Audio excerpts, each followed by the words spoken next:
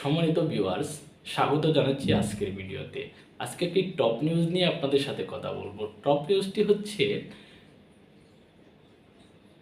ঈদুল আজহার আগেই বিএনপিপন্থী VC proctor ও প্রশাসনিক কর্মকর্তাদের পদত্যাগের দাবি জানিয়েছেন বাংলাদেশ গণতান্ত্রিক ছাত্র সংসদের কেন্দ্রীয় আহ্বায়ক আবু বাকের মজুমদার।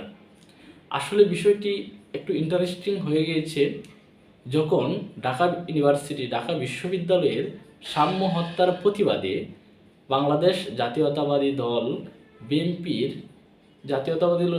জাতীয়তাবাদী ছাত্রদলের যে নেতাকর্মীরা শাহবাগে আন্দোলন করছে, ঢাকা বিশ্ববিদ্যালয়ে আন্দোলন করছে যে সাম্য হত্যার বিচার চাই, সাথে সাথে বিসি এবং ঢাকা বিশ্ববিদ্যালয়ের বিসি এবং প্রক্টরদের পদত্যাগ চাই। যখন এই দাবি তুঙ্গে তুলছে ছাত্রদল, তখন বাংলাদেশ যে এনসিপি, বাংলাদেশ জাতীয় নাগরিক পার্টির যে ছাত্র সংগঠন রয়েছে,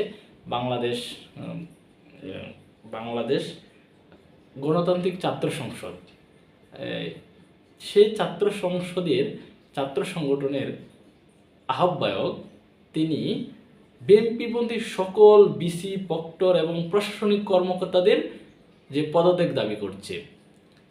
প্রিয় দর্শক, রাজনীতি কোন দিকে যাচ্ছে, কি হচ্ছে, কি ঘটবে আসলে বলা মুশকিল। সেই পর্যন্ত আমাদের সাথে থাকুন। ধন্যবাদ সবাইকে।